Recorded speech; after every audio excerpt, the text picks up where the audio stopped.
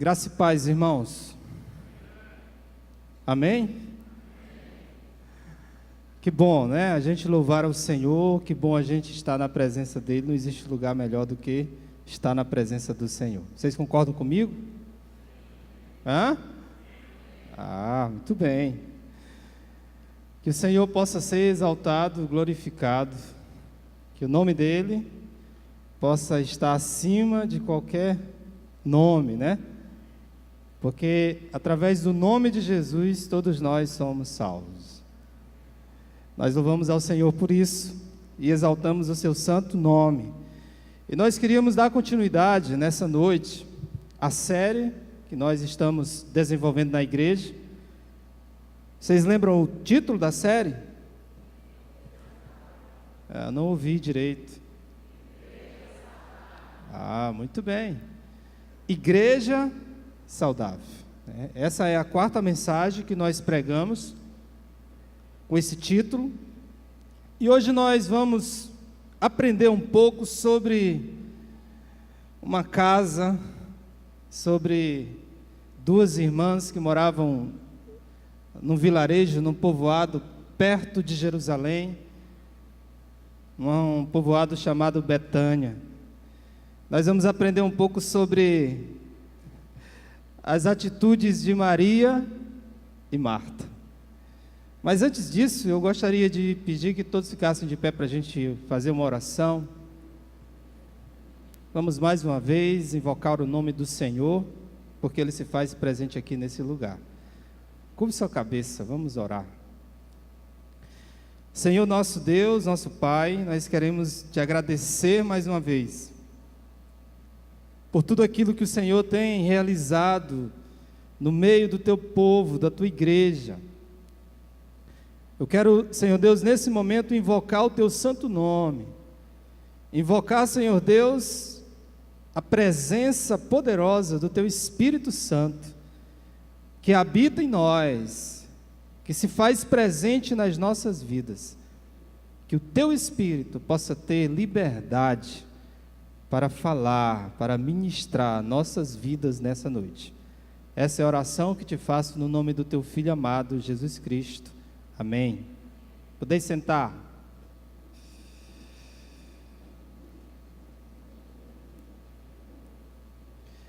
Uma das coisas que nós temos observado, meus amados, nos últimos dias, isso tem gerado uma preocupação por todos nós.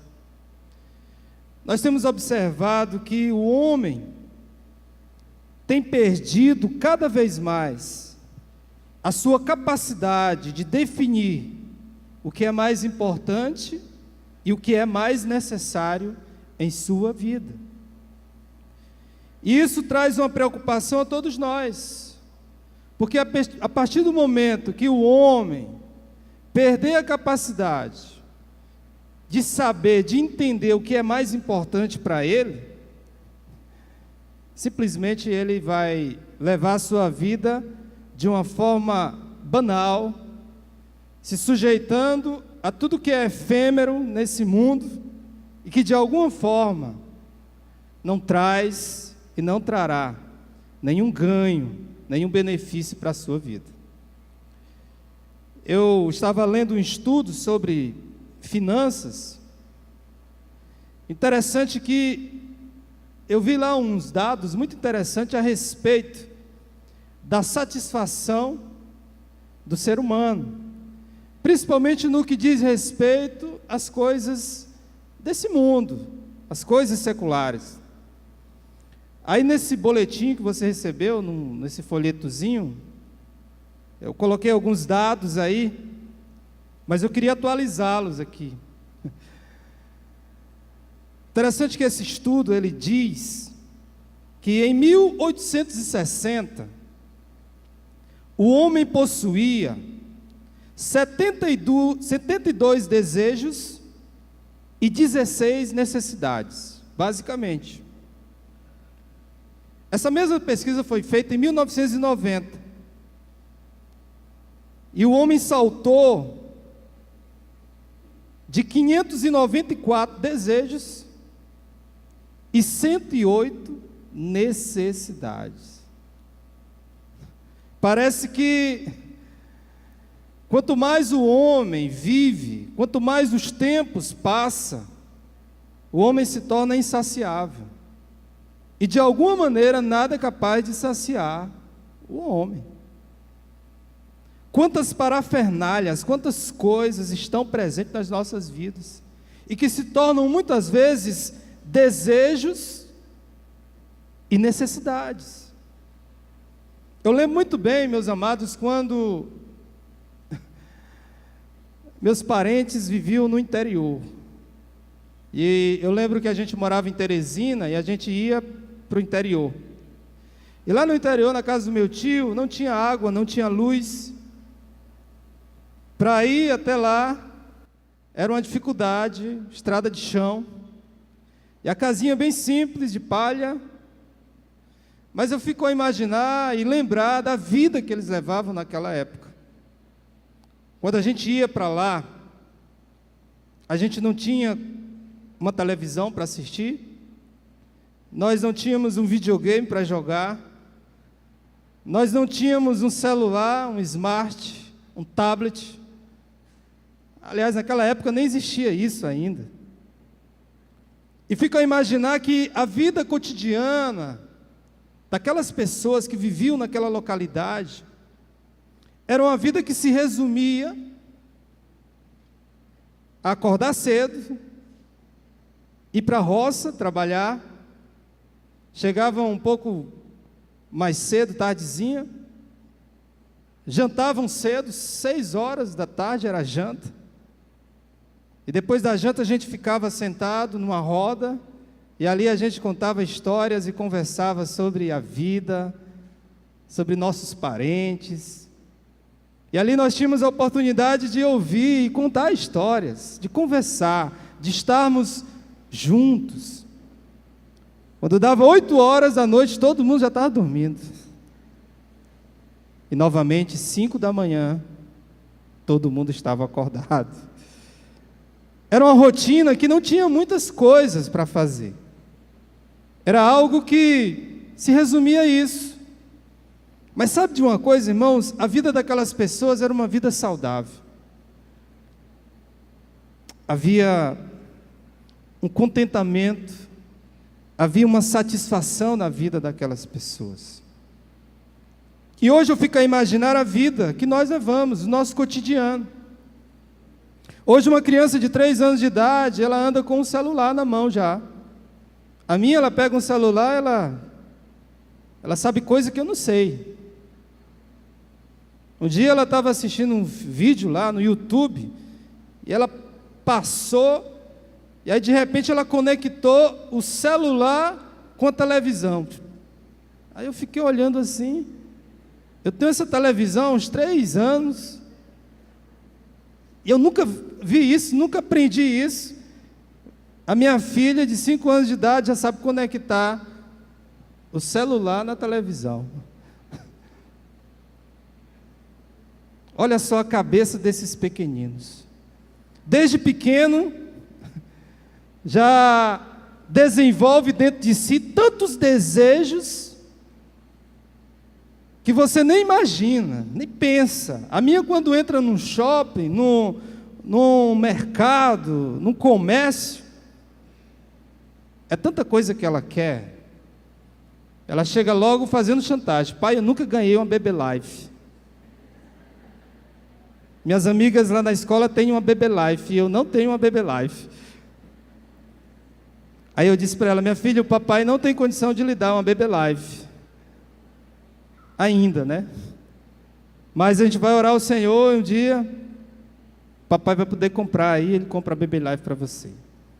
E hoje ela tem um cofrinho lá em casa, onde ela junta as moedinhas para comprar uma Baby Life. Se vocês quiserem ajudar a Beatriz a comprar uma Baby Life, viu? Você pode doar uma moedinha. Mas veja só, a criança de 5 anos de idade já tem tantos desejos e tantas, vamos dizer assim, visões a respeito de necessidades, de coisas que ela busca para si. Se eu fosse aqui enumerar os desejos humanos, gente, acho que esses 594 desejos aqui seriam poucos. Todo dia, surge algo novo. E aquilo que é novo tenta substituir aquilo que era obsoleto, aquilo que, vamos dizer assim, não tinha substituto. A modernidade tornou a vida das pessoas mais, me parece, insatisfeitas. As pessoas andam insatisfeitas. Sempre surge uma novidade. O homem não consegue mais definir o que é mais importante ou necessário para ele. Porque o necessário para ele é aquilo que o outro tem, é aquilo que ele vê na televisão. E ele acha que aquilo é necessário para ele. É aquilo que ele vê na propaganda, no marketing. E passamos então a acumular coisas, desejos. Essa falta de definição faz com que andemos mais ocupados, atarefados, correndo atrás das coisas.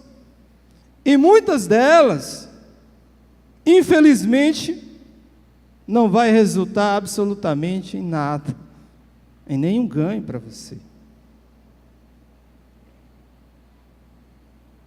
Eu queria que você abrisse a sua Bíblia em Lucas 10, do 38 ao 42.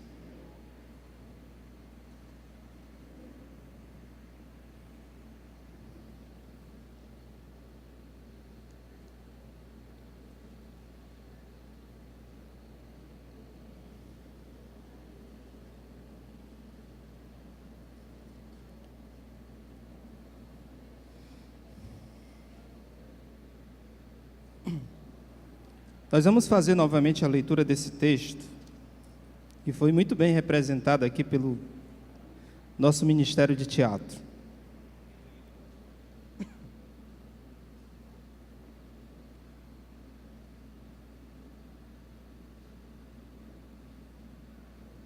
Lucas capítulo 10, do 38 ao 42.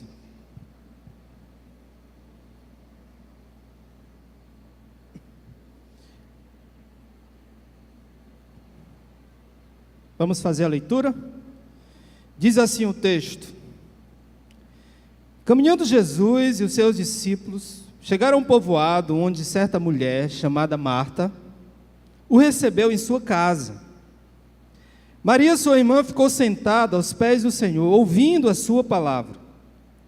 Marta, porém, estava ocupada com muito serviço, e aproximando-se dele, perguntou: Senhor, não te importas que minha irmã tenha me deixado sozinha com o serviço? Diz-lhes que me ajude. Respondeu o Senhor: Marta, Marta, você está preocupada e inquieta com muitas coisas. Todavia apenas uma é necessária. Maria escolheu a boa parte, e esta não lhe será tirada. Interessante observar, meus amados, que esse texto ele mostra um relacionamento que Jesus tinha com uma determinada família. A família dos irmãos Marta, Maria e Lázaro. Eles viviam em uma casa, num povoado chamado Betânia, que ficava muito próximo de Jerusalém. E me parece que essa casa era uma casa de apoio de Jesus. Ou seja, era uma casa em que Jesus frequentava, ou talvez passasse alguns dias ali. Era uma casa de refúgio para ele. E podemos afirmar também, nesse texto, que essa família era muito estimada por Jesus. Era uma família especial, daquelas que você chama para almoçar na sua casa, daquela que você compartilha do seu dia a dia, compartilha dos seus sonhos, dos seus diálogos, as suas conversas. Aquela era uma família lembrada por Jesus. Se você observar, por exemplo, em João, capítulo 11, do 33 ao 36, nós vemos que o apego de Jesus àquela família era um apego sentimental. Jesus amava aquelas pessoas. No episódio em que Lázaro morre, que é descrito por João, no capítulo 11, quando Jesus demora a chegar na casa de Maria, dos irmãos em Betânia, mostra, por exemplo, ali o momento em que Maria sai ao encontro de Jesus, em lágrimas, com seus amigos, chorando e dizendo: mestre, se você não tivesse demorado tanto, talvez o nosso irmão ainda estaria vivo. E o texto diz que ao ver chorando Maria e os judeus que a acompanhavam, Jesus agitou-se no espírito e perturbou-se. Onde o colocaram? Perguntou ele. Vem ver, Senhor. Responderam eles. E aí o texto diz assim, como se desse uma pausa. Jesus chorou. Então os judeus disseram: vejam como ele o amava. Olha só, gente. A descrição desse texto mostra que Jesus tinha uma estima, um apego àquela família. Jesus amava aqueles irmãos. E por essa razão Jesus frequentava aquela casa em Betânia. O texto também mostra que Marta, me parece, de acordo com o texto, me parece que ela era a irmã mais velha. Dado a referência quando diz que Jesus e seus discípulos ficaram na casa de Marta. Existem muitos estudos, muitas especulações a respeito de quem era Marta. Alguns acreditam que Marta era uma viúva. Ela era viúva, e por isso a referência quando diz que eles ficaram na casa de Marta. Outros dizem que Marta era casada com um homem chamado Simão leproso. Você vai ver um texto lá em João, que a gente vai ler também, quando Jesus ali participa de um banquete. E naquele momento Marta serve aos discípulos e a Jesus. Mas na verdade a Bíblia não nos diz se Marta era casada, se Marta era a irmã mais velha. Mas nós acreditamos que ela era a irmã mais velha pela referência que o texto dá, dizendo que eles ficaram na casa de Marta. Uma coisa que se destaca também nesse texto é o privilégio que essa família tinha de receber Jesus na sua casa. Imagine, irmãos, Jesus na sua casa. Você recebendo o mestre na sua casa. Passar aí uns 2, 3 dias na sua casa. Que privilégio. Privilégio que muitos não tiveram. Como aquela música que a gente canta, né?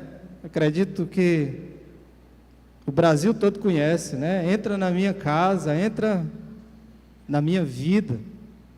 Assim como Zaqueu teve esse privilégio de acolher Jesus na sua casa, Marta, Maria e Lázaro tinham esse privilégio de receber Jesus na sua casa. O texto também se destaca, meus amados, e é aqui que nós queremos chamar a atenção dos amados para o texto, é a respeito da atitude das irmãs. O texto aqui não faz referência a Lázaro, mas faz referência a Maria e a Marta. E é olhando para a atitude dessas duas irmãs que eu queria chamar a atenção de vocês para o nosso tema intitulado Igreja Saudável. Vamos falar um pouquinho de Marta. De acordo com o texto, nós podemos tirar aqui algumas conclusões a respeito de quem era essa mulher, de como se dava o seu comportamento, que perfil Marta tinha como pessoa. E uma das coisas que nós podemos observar, de acordo com o texto, é que Marta era uma mulher movida por tarefas. Marta era uma mulher que, de acordo com o livro Conexões Espirituais, inclusive a gente teve um estudo aqui, aliás, a gente trabalhou esse livro na escola bíblica. Marta seria uma ativista, uma mulher movida por tarefas, pelo serviço. E geralmente essas pessoas, elas usam o serviço para tentar agradar outras pessoas. Nós temos alguns exemplos na Bíblia de pessoas que tinham essa característica. Uma delas era, por exemplo, Dorcas, que era uma mulher que gostava de ajudar as pessoas, fazendo roupas, principalmente para viúvas, para pessoas necessitadas. E me parece que Marta era uma mulher assim, movida pelas tarefas, pelo serviço. Lá em João capítulo 12, versículo 2, que é o texto onde Jesus está ali na casa de Simão leproso, que eu não sei por que esse nome Simão leproso, né? Porque me parece aqui que esse homem não era mais leproso. Porque um leproso não sentaria numa mesa com os discípulos, com Jesus, porque naquela época havia um lugar onde os leprosos ficavam. Ele não podia ficar entre as pessoas. Mas me parece que esse nome, leproso, né, era um rótulo que deram àquele homem. Simplesmente talvez porque ele talvez já fosse um leproso. Aquela ideia de você levar um apelido, um nome referente a alguma coisa que você faz. O texto mostra que Jesus estava na casa do homem chamado Simão leproso. Isso aconteceu após Lázaro ter sido ressuscitado. E me parece que eles estavam ali comemorando, fizeram um banquete. E olha só o que Marta estava fazendo. O texto mostra que no versículo 2, do capítulo 12, que ali prepararam um jantar para Jesus. Marta servia enquanto Lázaro estava à mesa com ele. Ou seja, o texto está mostrando aqui que Marta, de fato, era uma mulher que tinha como característica o desejo de servir, o desejo de agradar os outros através daquilo que ela fazia. Nada de errado em relação a isso. E às vezes as pessoas olham para esse texto de Marta, quando Jesus a chama a atenção, e alguns às vezes levam para o outro lado, achando que a atitude de Marta era uma atitude errada. Mas na verdade, o desejo de Marta de servir, de alguma maneira, agradar as pessoas com aquilo que ela fazia, não é errado. O problema é que Marta, ela começou e passou a achar que a única coisa que viesse de alguma forma despertar nela o desejo de fazer alguma coisa para agradar a Jesus se dava através do serviço. No texto nós lemos e mostra que ela tentou proporcionar isso a Jesus. Quando Jesus chega na sua casa, ela tenta dar uma boa estadia ao mestre. Como diz no versículo aí, 40 de Lucas 10. Marta, porém, estava ocupada com muitos serviços, e aproximando-se dele, perguntou: Senhor, não te importa que minha irmã tenha me deixado sozinha com o serviço? Diz-lhe que me ajude. Veja que o desejo de agradar o mestre residia em um coração cheio de inquietude e de ativismo.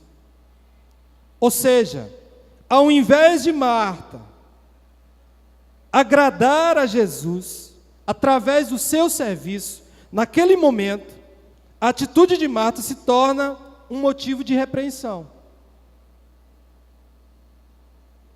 Porque Marta, naquele momento,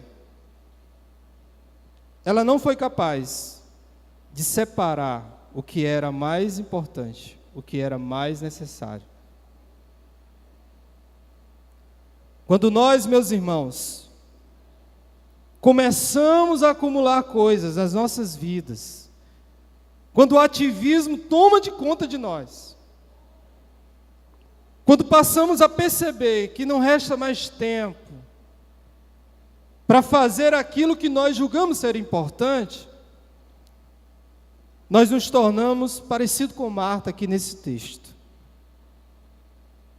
Se você observar, Marta inclusive sugere que a culpa de sua irmã não poder lhe ajudar era de Jesus.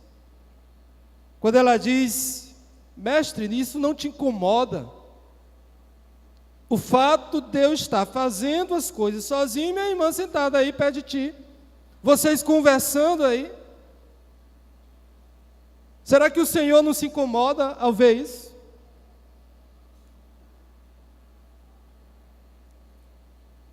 Marta não conseguia, meus amados, enxergar o que era prioritário naquele momento. Os seus olhos cegaram. E ao invés de se tornar algo prazeroso para ela e para Jesus, estava se tornando cansativo, estressante. Já estava incomodando tanto ela como o próprio mestre. Uma das coisas que nós aprendemos como servos é que antes do serviço vem o coração do servo. A Bíblia diz que o sacrifício a Deus tem que ser agradável. Certa vez, Saul desobedece uma ordem direta de Deus, porque Samuel disse a Saul que ele tinha que sacrificar um rei, um povo, e não era para deixar ninguém vivo.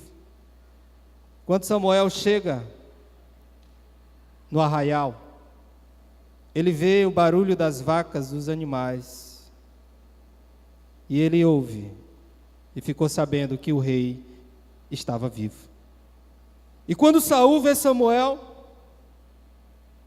Saul diz a Samuel: vamos sacrificar esses animais a Deus, vamos oferecer a Deus o melhor. E aí Samuel, indignado, pega a sua própria espada e mata o rei. E diz: olha, Deus se agrada em primeiro que o homem obedeça a Ele.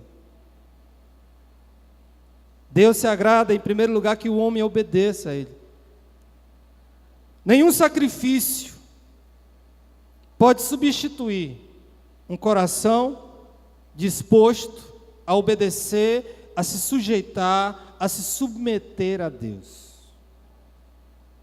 Às vezes nós queremos fazer algo para Deus, nós queremos agradar o nosso Deus, mas o nosso coração, a atitude dele não está correta.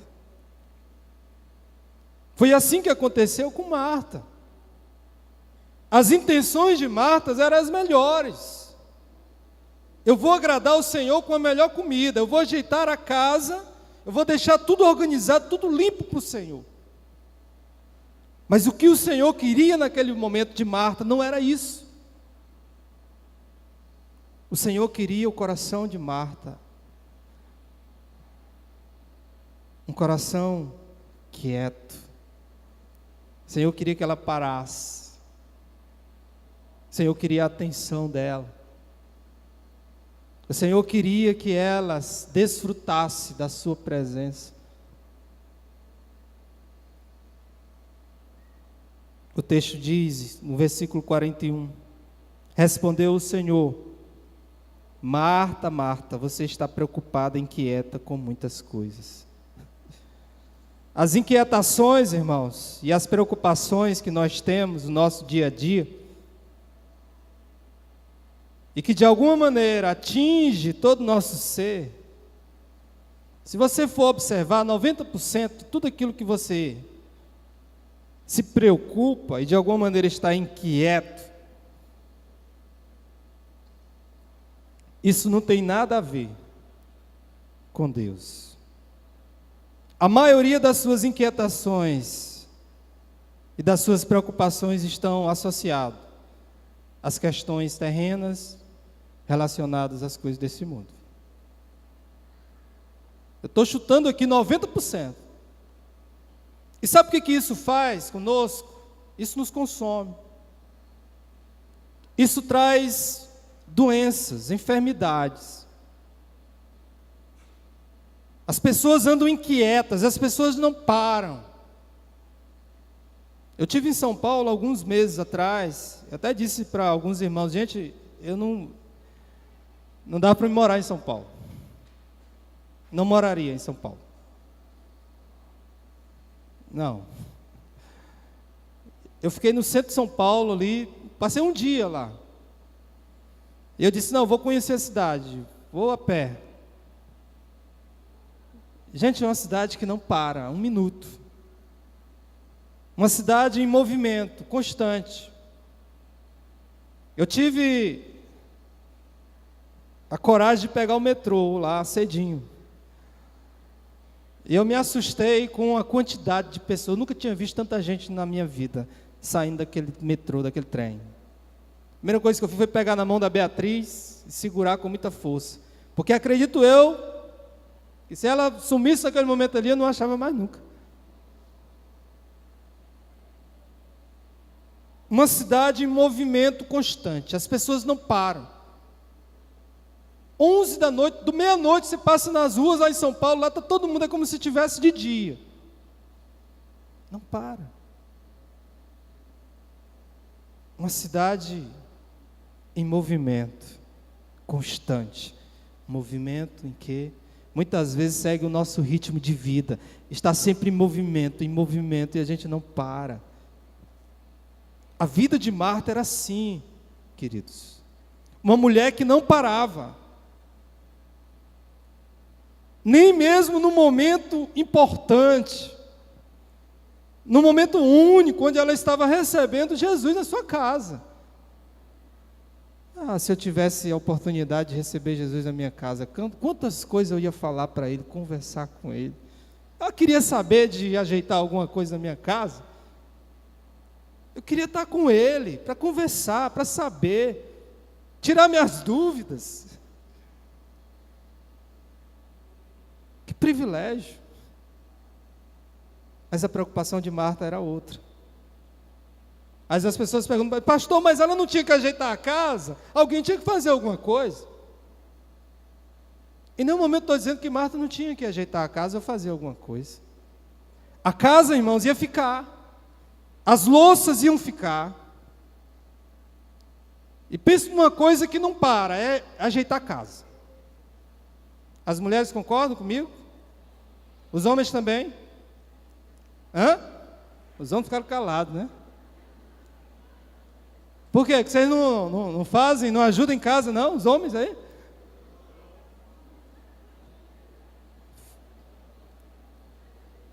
Uns baixaram a cabeça, sim.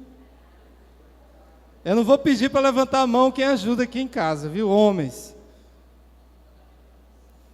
Mas, amados, olha, às vezes minha mulher sai para trabalhar, aliás, de manhã, pela manhã eu fico em casa com a Bia. É incrível que uma coisa que não para é o movimento na pia. Você limpa a pia todinha. E é interessante, lá em casa é o seguinte: a mulher exige que você lave as louças, enxugue, né? O básico seria isso, lavar e enxugar. Mas se você não lavar as louças, enxugar e enxugar a pia, se a mulher chegar, se a pia estiver toda molhada, tudo aquilo que você fez não valeu a pena. Lavou a louça, enxugou a louça e não enxugou a pia, não vale, não vale. Ela vai brigar. Então, se existe uma coisa que não para, é trabalho em casa. Não para. Mas, queridos, vejam só, Marta, ela precisava parar naquele momento. Ela precisava parar para desfrutar do Mestre.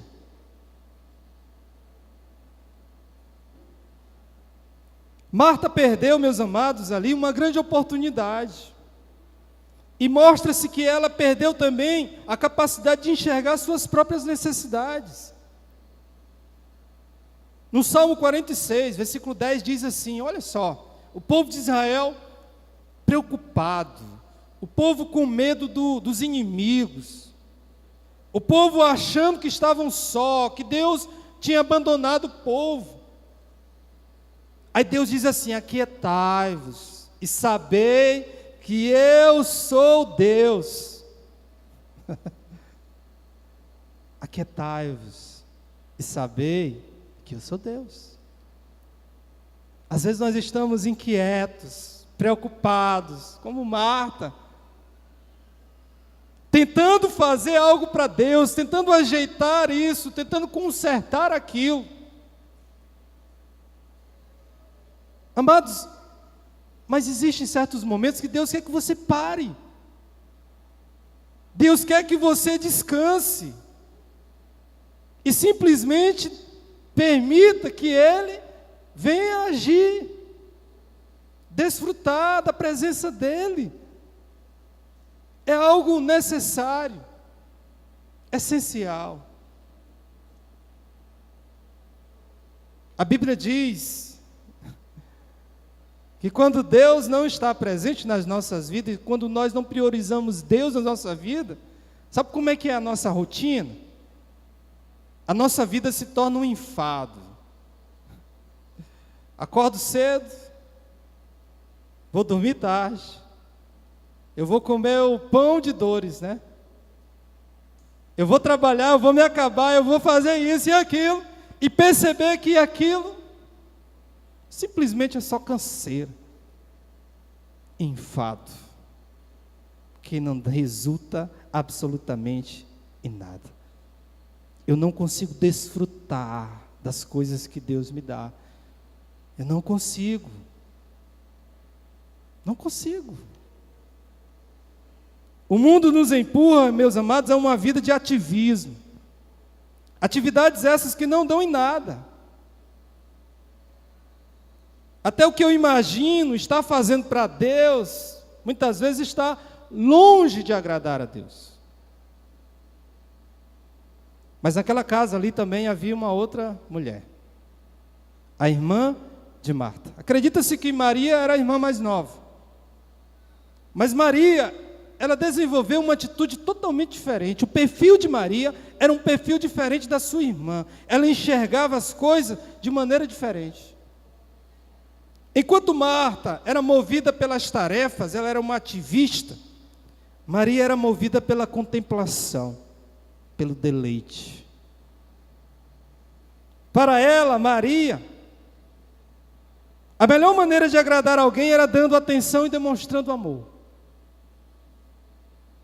Acredito eu, que se ela recebesse uma pessoa de manhã, e ela tivesse a tarefa de fazer a comida, né?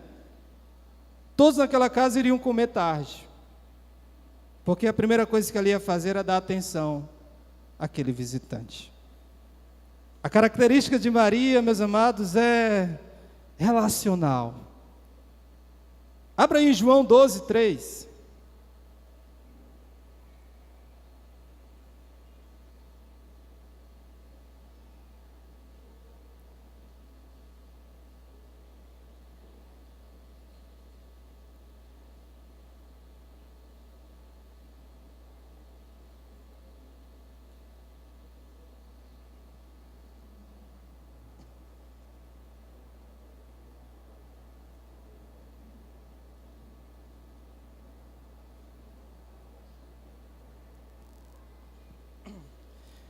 Lá na casa do Simão leproso, no dito jantar ou almoço, banquete que Jesus estava ali com a família de Lázaro, Maria estava lá também.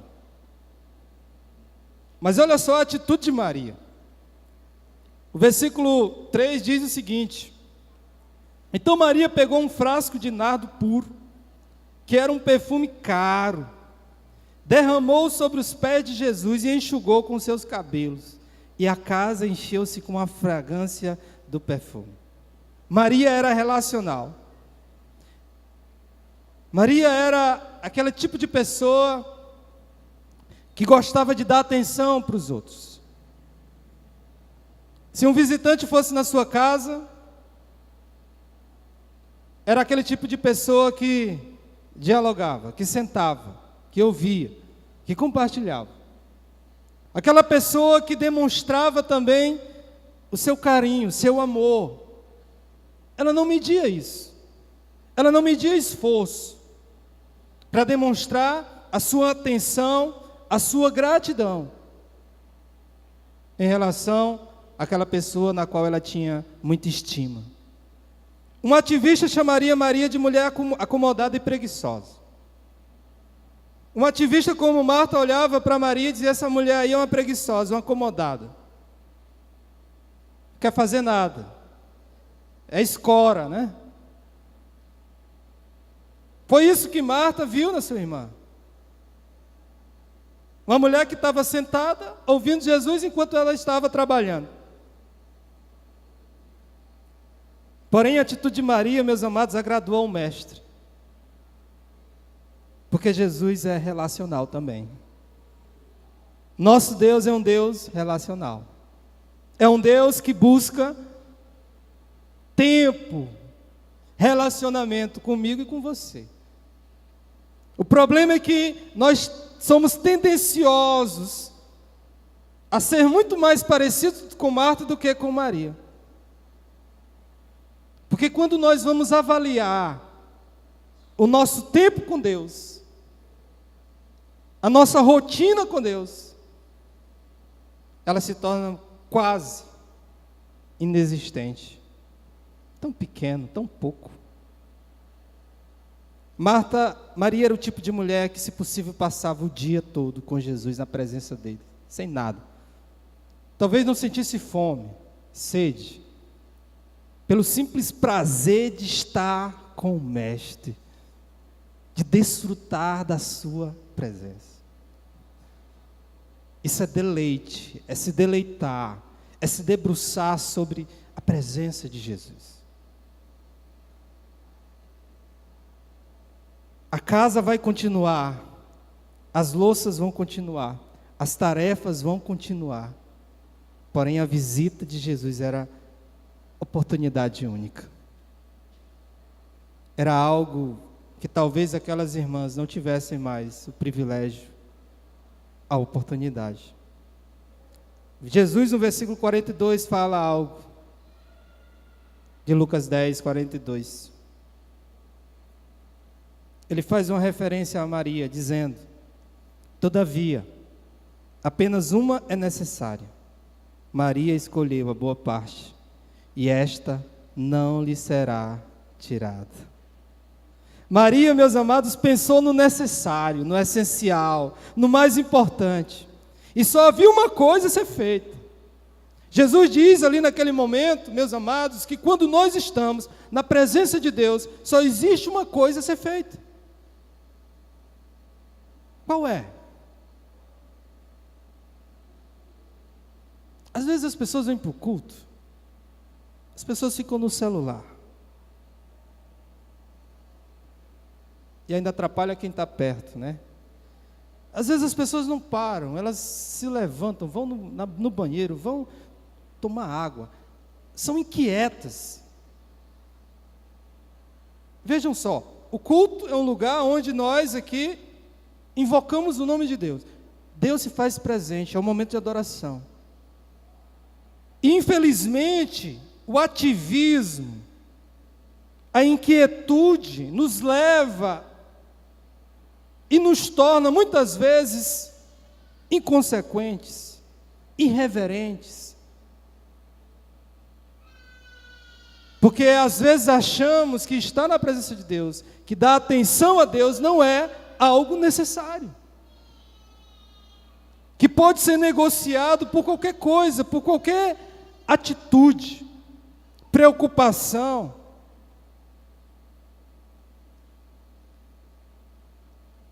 Maria, acredito que ela ficava assim olhando para Jesus, deslumbrada, atenta, se deleitando, como se tivesse no lugar e com a pessoa mais especial.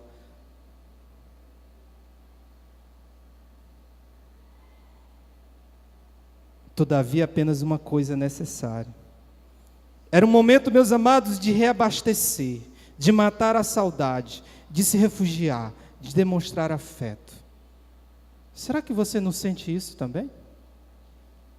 Você não sente essa necessidade de reabastecer, de se refugiar, de matar a saudade? Você já parou para pensar? Qual foi a última vez que você parou na presença de Deus e teve um tempo a sós com Ele, onde você pôde matar a saudade? Onde você pôde fazer da presença de Deus um refúgio?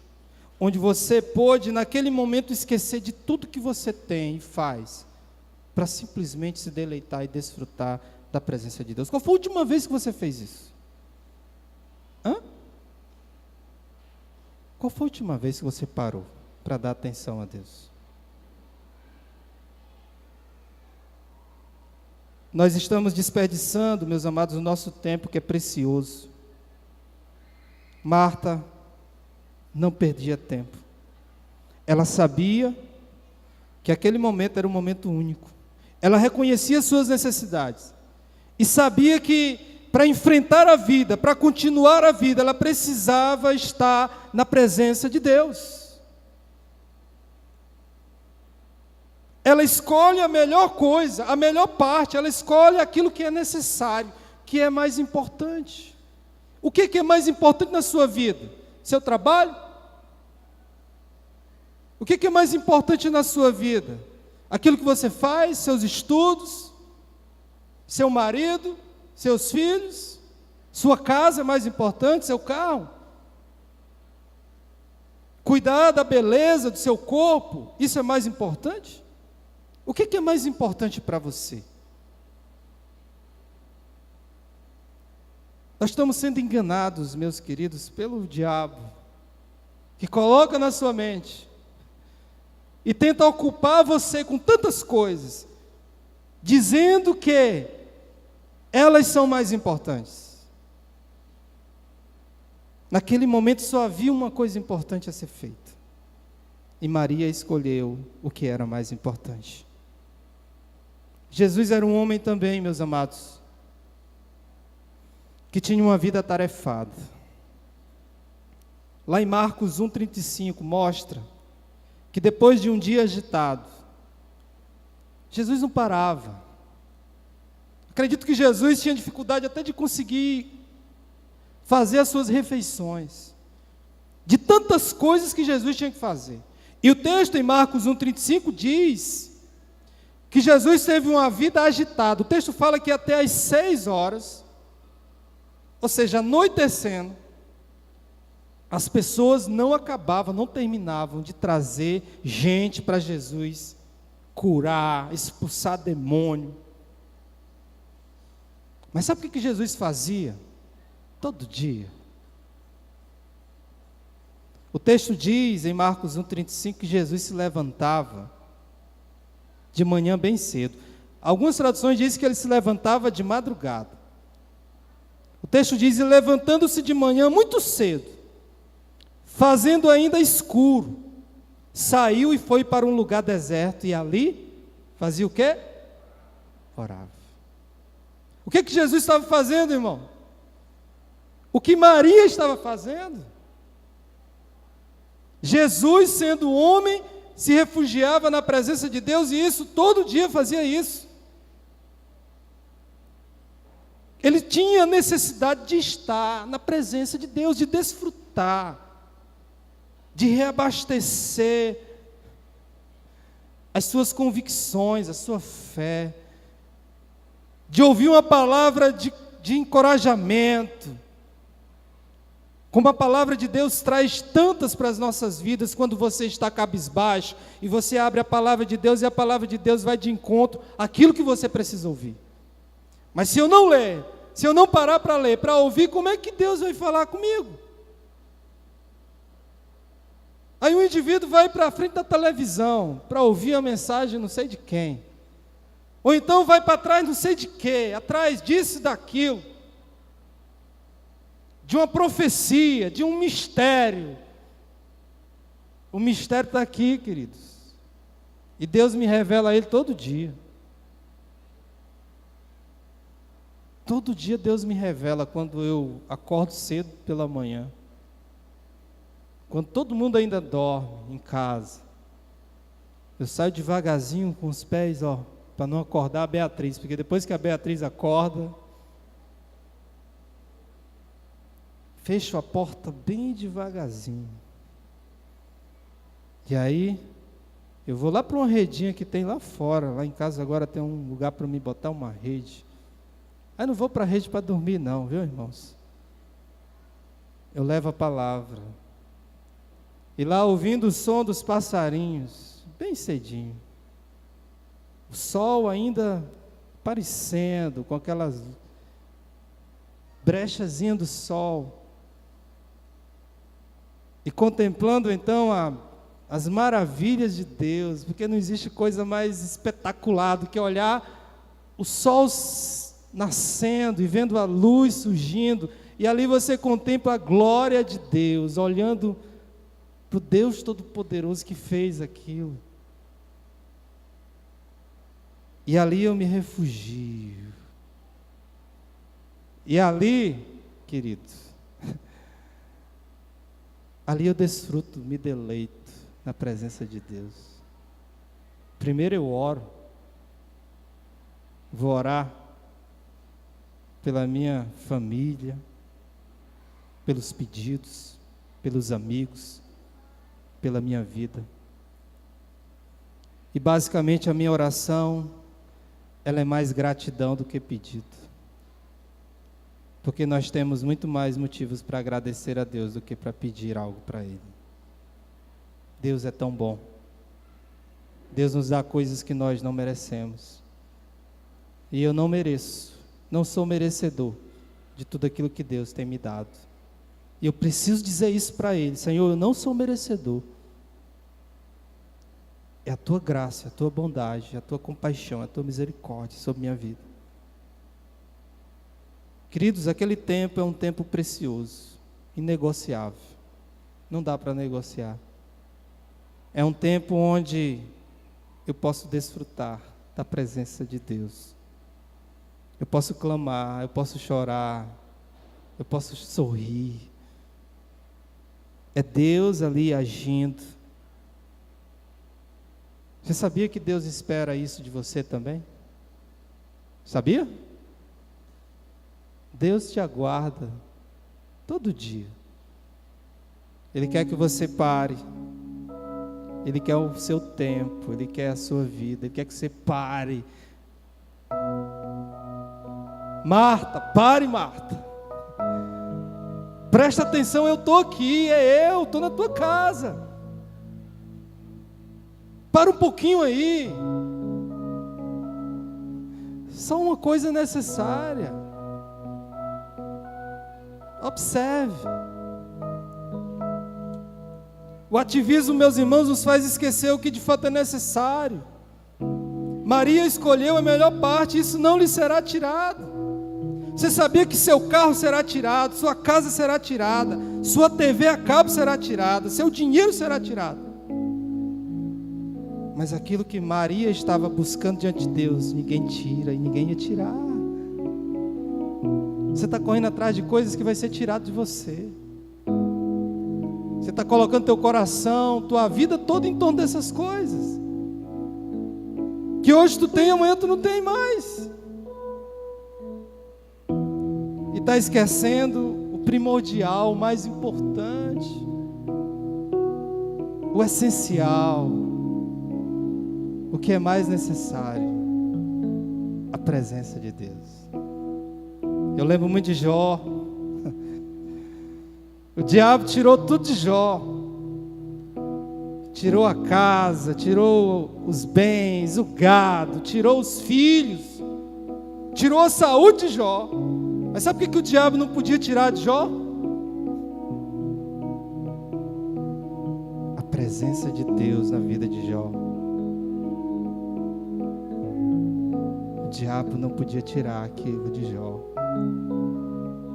Jó tinha Deus presente na vida dele, ele não abriu mão de nada.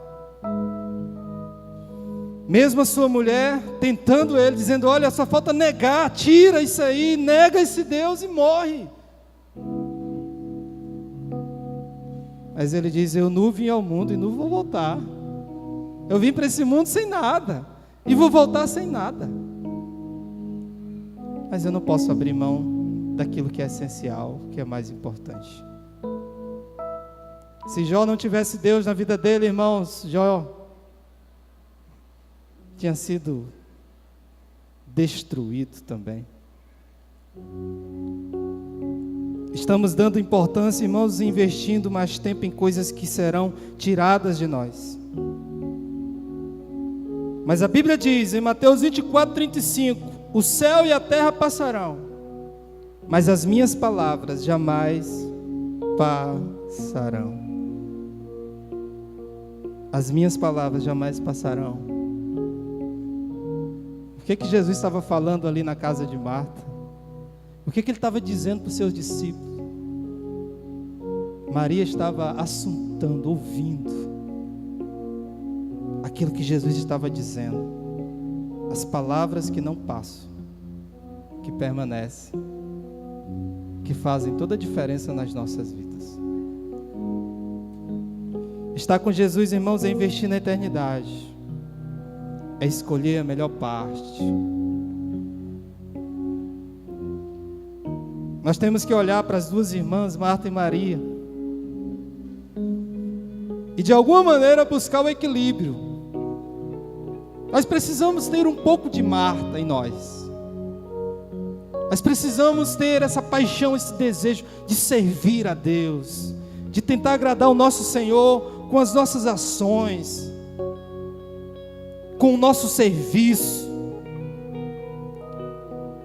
Mas precisamos ter o coração de Maria, que esteja também disposto a buscar se refugiar na presença de Deus, a parar tudo e desfrutar do Deus Todo-Poderoso.